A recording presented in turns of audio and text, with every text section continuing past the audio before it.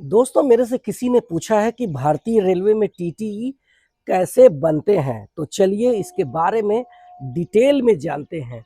तो सबसे पहले क्वालिफिकेशंस की बात करूं तो आप किसी भी मान्यता प्राप्त बोर्ड से 12वीं यानी 12th 50% पासिंग मार्क के साथ में पास होना बहुत ज़रूरी है।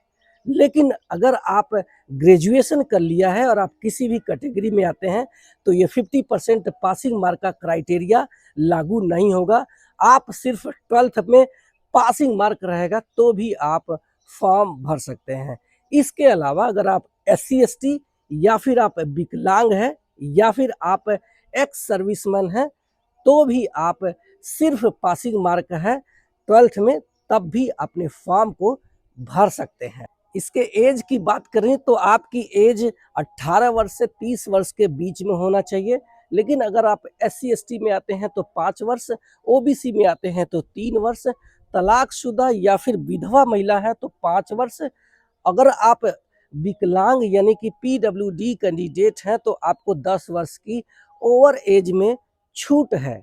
चलिए जानते हैं कि इसका फॉर्म आप कैसे भर सकते हैं। तो आप इसका फॉर्म हमेशा नहीं भर सकते हैं और चांसेस ये है कि इसका नोटिफिकेशन जुलाई से लेकर के सितंबर 2025 में आने की पूरी संभावना है। उसी समय भारतीय रेलवे अपनी ऑफिशियल वेबसाइट पर ये वैकेंसी रेलवे NTPC यानी नॉन टेक्निकल पॉपुलर कैटेगरीज के नाम से अंडर ग्रेजुएट पोस्ट निकालती है, जिसमें आपको बहुत सारे पोस्ट मिलेंगे। उसमें आपको CCTC यानी कॉमर्शियल कम टिकट क्लर्क पोस्ट को चुनना होगा। इसके एग्जाम प्रोसेस की बात करूं तो इसमें CBT 1, CBT 2 और डॉक्यूमेंट वेरिफिकेशन, इसके बाद मेडिकल हो जाएगा और आपकी पोस्टिंग हो जाएगा।